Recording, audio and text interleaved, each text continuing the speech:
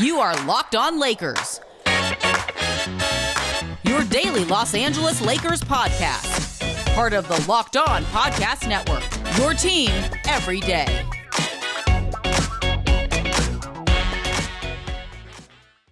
Hey, everybody. Welcome to Locked On Lakers for Tuesday. Brian Kamenetzkys, Andy Kamenetzkys. Lots of stuff to get to today, including the mailbag question all about the Hall of Fame and the Lakers and all kinds of stuff that we didn't get to yesterday. Should be some fun stuff coming up. We'll talk about remaining free agents and whether or not there's anybody out there, Andy, who could help, really genuinely help at this point with the Lakers and how they might fill out the rest of the roster. But first, we talked a little bit about this yesterday on the show, Andy. Alex Regla has a great story up at Silver Screen and Roll about the Lakers and trying to get over their LeBron problem, specifically what you do when LeBron doesn't play. I mean, this was a massive part, you'd agree, in why they wanted to bring in Russell Westbrook. Like, Schroeder was supposed to solve that problem last year. It didn't work. So they upgraded a little bit with Westbrook to try to address that problem in part. Well, I mean, it wasn't even so much Schroeder solving it, but just looking for guys to alleviate it. I mean, it's become such a pronounced issue for the Lakers, not just in the time that LeBron's been there, but his entire career. Like, he is so incredibly good at what he does and so incredibly uniquely skilled as a player that the idea of trying to maintain the excellence, like the historic excellence of what he does without him on the floor, has just been such an incredibly difficult thing to do. And Alex ended up putting up a bunch of different lineup combinations that could potentially be there. A lot of them involve Russell Westbrook and Anthony Davis to varying degrees. You've got the smash mouth version, taking into account the way the Lakers are really now built as a team that will attack you hard at the rim, like really doubling and tripling down in part what made them so good in 2020 when they won that championship. It's a lineup of Russell Westbrook, Malik Monk, Taylor Horton-Tucker, Carmelo Anthony, and Dwight Howard. For those listening right now, not watching on YouTube, we actually have some of the numbers up right now if you want to check those out. Yeah, there's also they come. By the way, it's Alex took those from B-Ball Index, another site that we reference here all the time. So just to make sure everybody goes and avails themselves of this stuff, they do great work over there as well. So yeah, absolutely. We're actually looking to at some point do a crossover episode with both those guys as well. They're fantastic. So we want to have them on, talk some shop with them. There's the Anthony Davis in space lineup. This is a lineup without Russell Westbrook, where everything really is built around Anthony Davis basically as a 5-out. And you've got Kendrick Nunn, Wayne Ellington, Kent Bazemore, Melo, AD. Then there is the shooting lineup. Russell Westbrook at the point, Malik Monk, Bazemore, Melo, and Marc Gasol.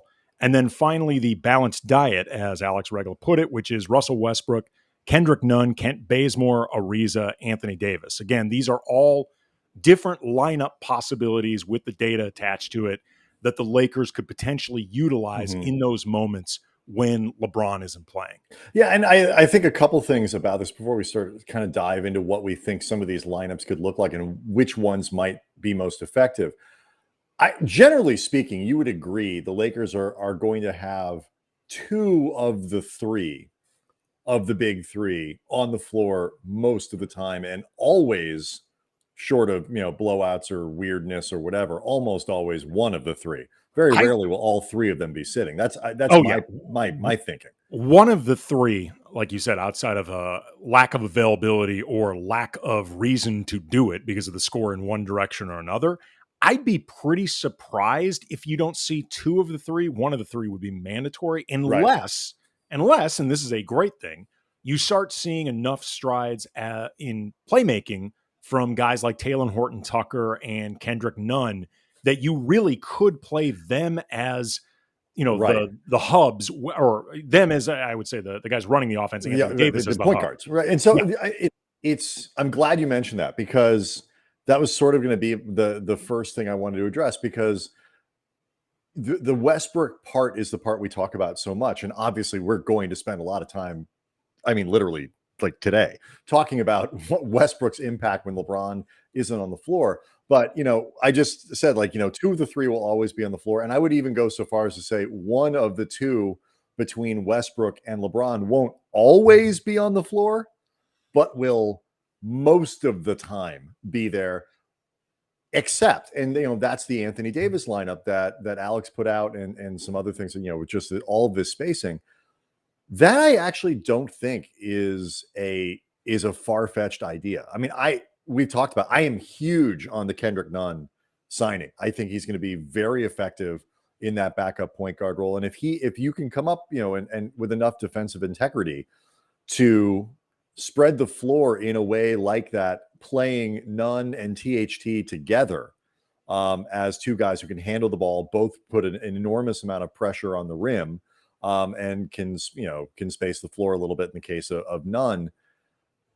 I don't think it's impossible that those 2 guys could create those opportunities for Frank Vogel, even if it's in relatively limited minutes. I'm not saying you do this all the time.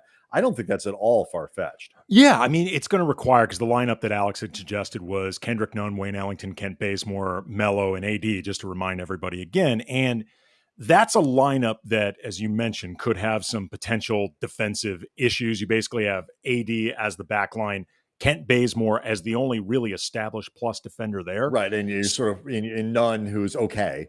But right. I mean, yeah. And obviously, some of these lineups are flexible. If you sacrifice a little bit of space, if you take off Ellington for THT or something. Well, I was going to say with THT, I was just saying that, but the larger point to me is just a lineup or different lineups that can work with both LeBron and sure. and Westbrook off the floor, because you do have 2 other guys who can handle the ball. And the benefit to having THT in there instead of, say, Ellington or something like that is you have that second ball handler, and it's not all on Nunn. What I think is going to make it potentially dicey for this particular scenario with THT, where both of us have said many times, we expect THT to play a lot. He's going to be a bigger part of the rotation than he was last season, which was his first year in the rotation. What could potentially keep, I think, THT out of a lineup like that we were talking about, without Russ, without LeBron, built around AD, is if he's not yet a good enough shooter or defender. Like the playmaking, we were starting to see strides along those lines last season. And I think the Lakers definitely see him as a budding playmaker in the works. But he needs to become better, I think, at the shooting to offset the lack of defense, or better as a defender to offset the lack of shooting.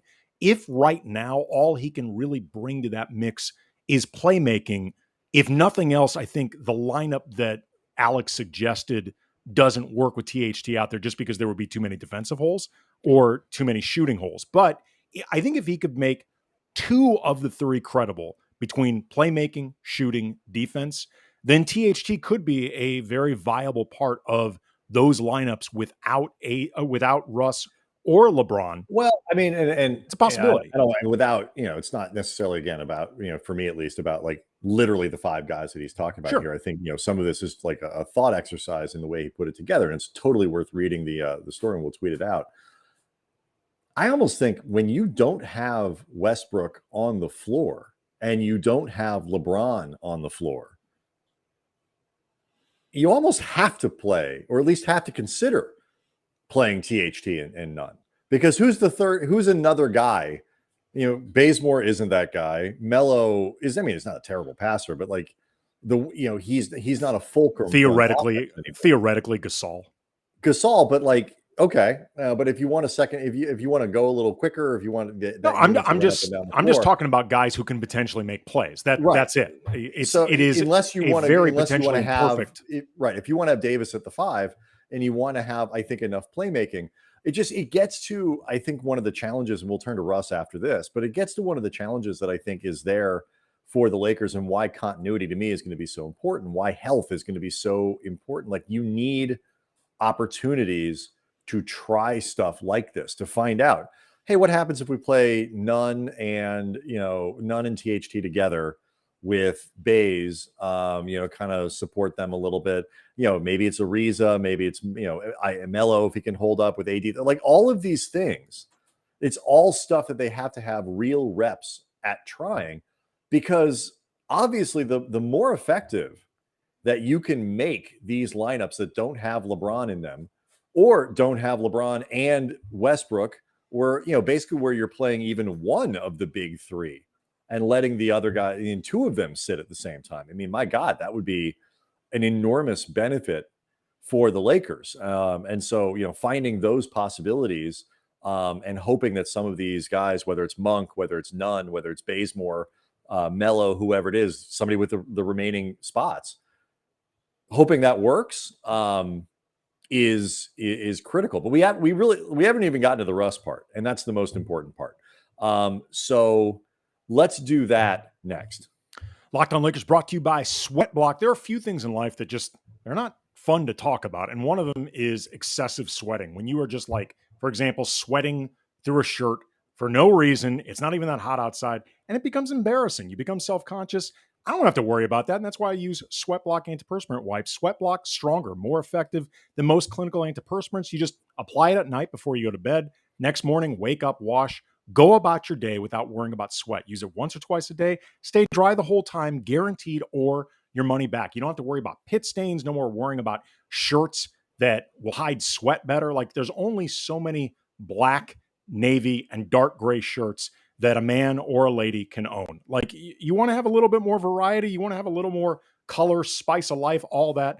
Sweat Block allows you to have that. Put it another way. If you know another sweat solution that is doctor created, doctor recommended, featured on Rachel Ray's show, and tested by firefighters, I'm listening. But until then, check out Sweat Block. Get it today for 20% off at sweatblock.com with promo code LOCKEDON, or at Amazon or CVS. Andy, Locked On Lakers is also brought to you by Indeed.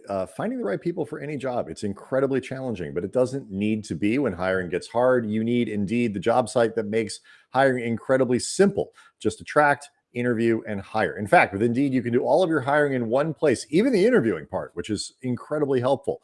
So don't just hope your perfect candidate will find you. Indeed's hiring tools help you cut through the noise and hire faster and hire smarter. In fact, Indeed's Instant Match provides a list of quality candidates whose resumes are on Indeed the moment you post a sponsored job. And with Indeed assessments, you choose from 135 skills tests to make sure you're finding the applications from people with the skills that you need. So you get started right now with Indeed with a $75 sponsored job credit to upgrade your job post at Indeed.com/locked. Again, that's Indeed.com/locked. You get a $75 credit at Indeed.com/locked. Indeed.com/locked. Offer valid through September 30th. Terms and conditions apply.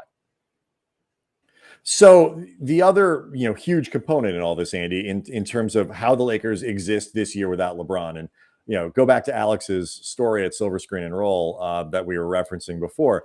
Like, the numbers have always been bad when LeBron doesn't play. They were cartoonish in the Phoenix series. They were +5 essentially with LeBron on the floor. And -47 when he wasn't, Yeah, I mean, there's points worse. There's obvious context that goes along with that, but right, yes, 47 it's terrible. points per 100 possessions. It's terrible, and all that. Yes, there's no context that makes that look better. But so there is a all I mean here. is just, given the actual context, it's pretty predictable that it ended up that way. But 47, yes, it was terrible. 47 still pretty bad. Oh, it's terrible.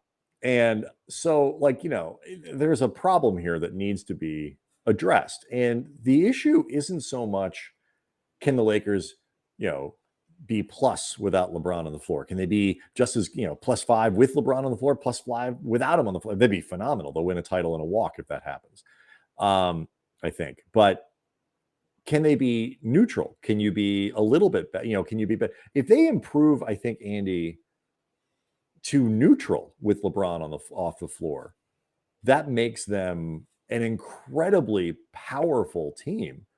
I think particularly in the playoffs, assuming they don't drop off when LeBron is on the floor, and Westbrook seems to be the key to all that. Yeah, I mean, I talked about this from the beginning when they brought in Russ, and there was a lot to figure out because Russ is just such a very specific and commanding presence on the court in his positives and in his negatives. I mean, Russ is as unsubtle a player as you will find in the NBA. And again, a lot of that are his strengths. But with Russ, though, one of the things that has me really optimistic about him being brought in, as much as there's going to be other issues to solve, is that I don't think there's anybody in the league who can come closer to replicating what LeBron does, not just as a player, but in particular, somebody running an offense as Westbrook. I mean, in terms of those instincts to run, to go in transition, what he can do in transition, in terms of finding open guys, finding shooters. It's not exactly the same because LeBron is better than Westbrook, and he's got an outside shooting skill that Russ doesn't have. And just LeBron he's not even 1-1. He's like half and half. I don't want to get Russ bogged down in I agree with your basic point, even if I search for players. Right. But Russ is, I think, as close as it comes in the NBA. Maybe you can come up with another comp, but I don't think there's anybody closer. I don't, Russ. And it doesn't matter. Whether they got the third closest or the second closest, they got really close. Right. And my hope is that because of those similarities, for all the other redundancies that you might have to deal with when they're on the court together, or at least try to figure out, when LeBron's off the court, you can have as much continuity as possible with Russ being out there subbing in essentially for LeBron. And part of the issue the Lakers, I think, have had beyond just the drop-off that comes with LeBron not being there because he's just so effing talented, it's so difficult to replicate literally the way they play with LeBron.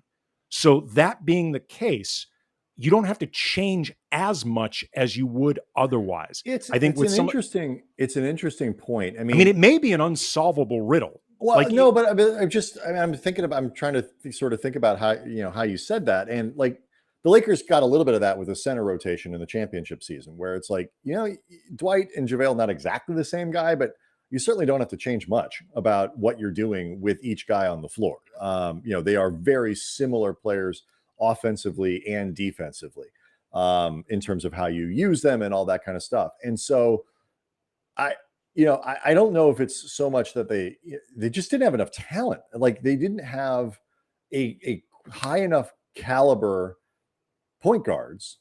And I think they thought they were going to get that with Schroeder. But Schroeder is more of an offensive guy and less of an orchestrator. And every time LeBron left the floor, you were constantly searching for this, whatever combination you could come up with of dudes who could make plays for other people and orchestrate an offense. And you were always asking people to operate a little bit outside of their best skills. And, say what you want about Russ. He's too ball dominant. He's too this, he's too that. Like when LeBron isn't on the floor, that's when Russ is going to get to be Russ. And, can fully get out there and dominate the ball and distribute and do all that, run up and down the floor. Those are going to be the moments, and particularly in the regular season, there'll be fewer minutes in the playoffs, but in the regular season, if you want to keep LeBron down around 31, 32, 33 minutes a game, which I'm sure they do, that's going to give Westbrook plenty of opportunity to be on the floor, 10, 15 minutes a night without LeBron. And I think the talent upgrade in terms of skill set is so good. It's the continuity part. I agree with you, helps, but it's really just you have the requisite skill set now that you didn't have before. It may be overkill in other places, right? But in this place, if you can't solve this problem with Russell Westbrook, and Westbrook playing with Davis, Westbrook playing with a pretty reasonable set of scoring reserves, at the very least, if you can't solve it on the offensive side, I don't know what you're going to do. Now, defense, we're all going to TBD on all kinds of lineups and whether or not they can hold up and all that. But at least offensively, if Russ can't solve this problem for the Lakers when LeBron doesn't play, it cannot be solved. Yeah, I mean, at that point, the Lakers become, and this is a weird thing to say, victims of LeBron's talent. Like in this one specific thing, it's just he is so incredibly good at it that nobody, even like a reasonable facsimile of LeBron, can do it. It's just like it's just a level that can't be replicated at all. Or it's like the shooting thing, Andy, where you show up at Staples Center and you used to be a good shooter and now you're not. Because like LeBron's amazingness shouldn't prevent the Lakers from being neutral if they've got good players when he's not on the floor. It's not like that's not how this should work. It's not, can you be as good as you are with LeBron? Just can you not be worse than your opponents by 6 or 7 or 8 points?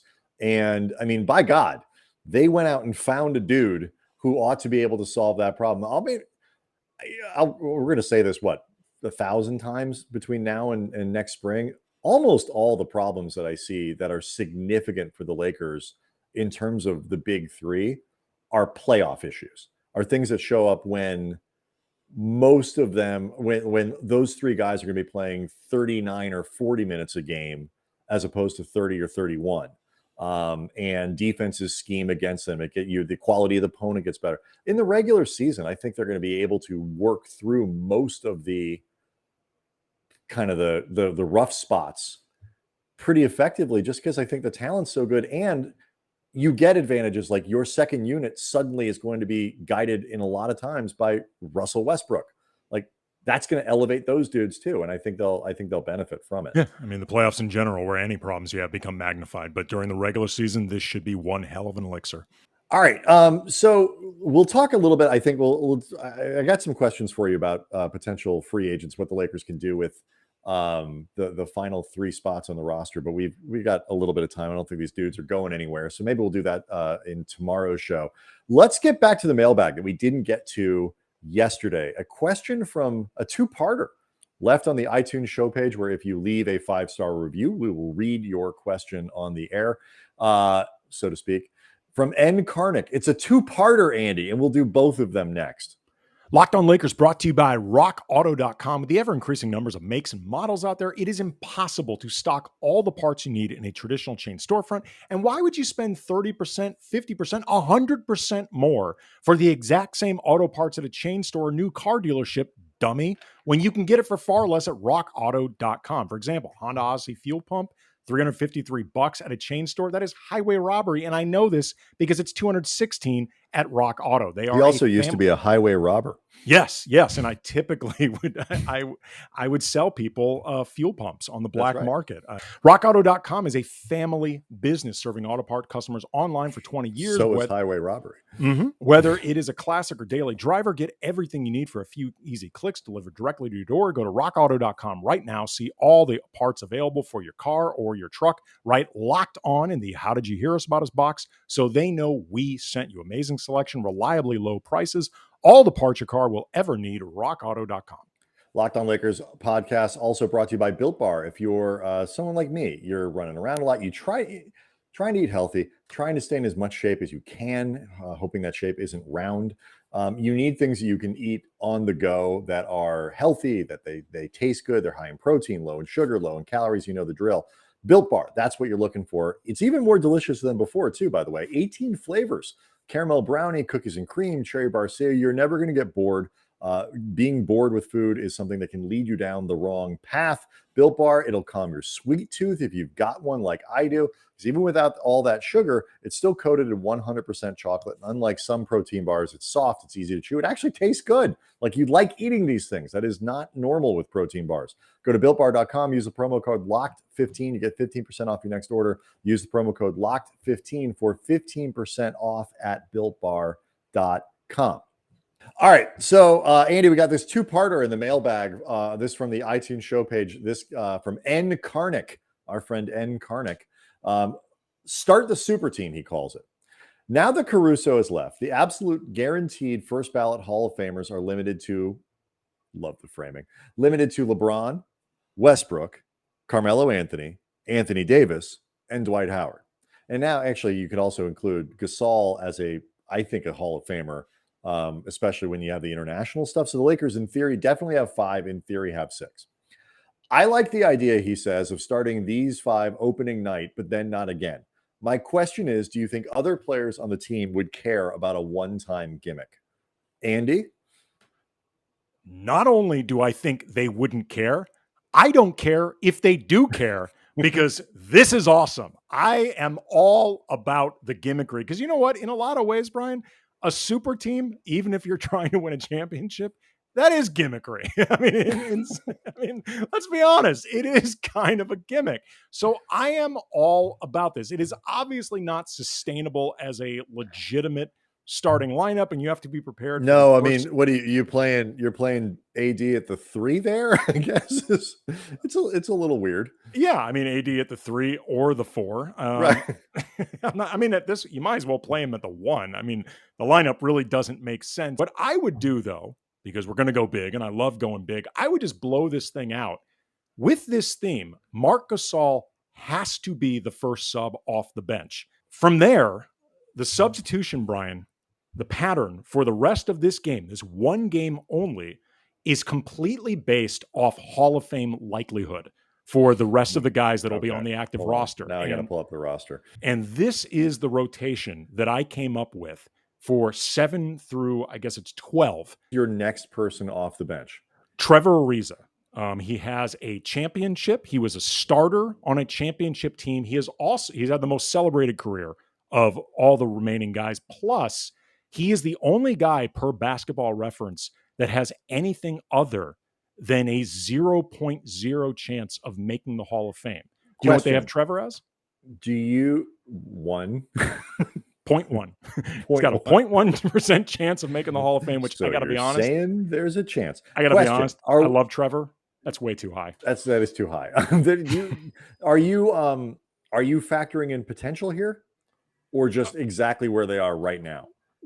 A combination of where they are right now and where I think the likelihood is that they will end up. You know, some of these guys I am willing to take a chance here and throw THT over Trevor Ariza.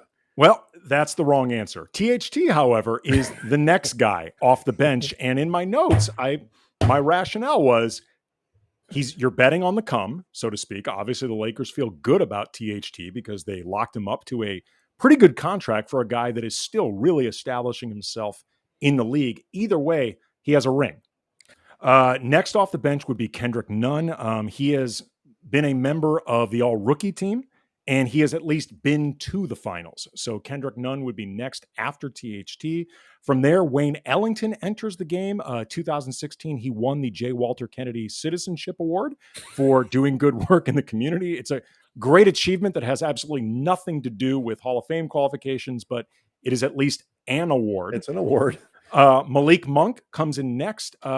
He's a lottery pick that by some is considered to be a semi-bust in terms of his time with Charlotte, but he is nonetheless a lottery pick. It's on his resume. And then finally, Kent Bazemore, you are the last to enter the game. Being undrafted really hurt you for these purposes. All right. Well, actually, you know what? This is a decent lead into the second part of this question. By the way, he said the answer is, again, N. Karnick, absolutely they should do this. And if anybody on the team has a problem with it, screw them. I don't care. They shouldn't. It's really cool. They've got 5 guys they can put on the floor that are legit Hall of Famers who can still play. They should absolutely celebrate that. By the way, he says, I looked up their best year scoring. Each player's best scoring season, the starting 5 totaled 142.19 points. I find that number pretty funny. Wondering what historical team can top that. I gave this some thought, Brian. Of course you did. Yeah. I mean, this is the type of rabbit hole I live for. Better than doing real work. Well, I mean, but I did. Sorry, honey. I can't. I'm looking up historical teams to see whose averages might be higher than the 5 Hall of Famers the Lakers are putting out on the floor. Oh, man, all helps pay the bills. But a few teams popped to mind, and I kept it limited to the Lakers. These were just the ones that came to mind for me. The first one that I thought about was the This Is Fun team. This is going to be fun team, the 2013 team that ultimately was not a lot of fun at all. You had Kobe, Dwight Howard, Metta World Peace, Pau Gasol, Steve Nash. Excellent lineup. Obviously some good scores among them, but unfortunately that only got us to 118.4. Brought down some by Nash, but ultimately Pau, Metta World Peace, even Dwight didn't quite get high enough. No, LeBron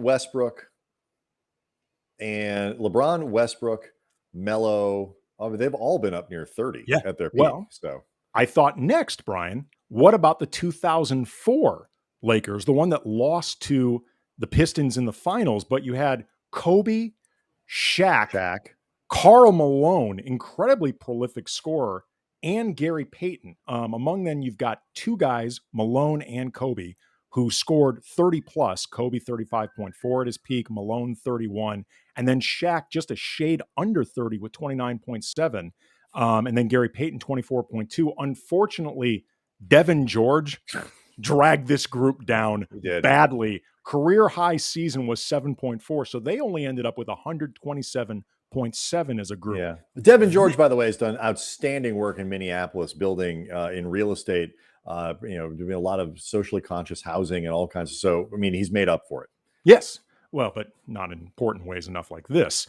Then, however, though, I landed on the motherlode, the 1972 world champion Lakers, with a, I think, starting lineup. They didn't have this specified in Basketball Reference, but these were the 5 biggest minutes leaders by far on this team. Happy Hairston, career high 18.6, Jim McMillan 18.9, Gail Goodrich 25.9, Jerry West 31.3, and then the motherlode, Wilt Chamberlain, with his career high season average of 50.4 points per game. You end up with 145.1. There's the one that tops this year's Hall of Fame potential starting lineup. Can you imagine, like, coming off the court and you're like, 48, average? Yeah, I mean that was Wilt just being. He scored 50 points a game that year. Not that year. Just no, right. It's his best in his career. Yes. Wow, that is prolific. Yes, it is. If you're ever looking to play this game, I don't know how many other lineups could make it work, but look for Wilt. That's the cheat code in this thing. Wilt gives you a lot of advantages. All right, so we'll get to free agency tomorrow. Some semi-intriguing names that are still out there. But more importantly, it's kind of a question of philosophy at this point. What are you looking for? What kind of players do you need? What positions and all that stuff? So we'll talk about that tomorrow. Make sure you sign up for Locked On Lakers on YouTube, and also keep an eye out. We're still trying to bring you more of these scouting reports about the new players that the Lakers have, and we're circling Kendrick Nunn, who I am very excited about. So all of that coming up on the Locked On Lakers podcast. Thanks so much for listening. We'll see you next time.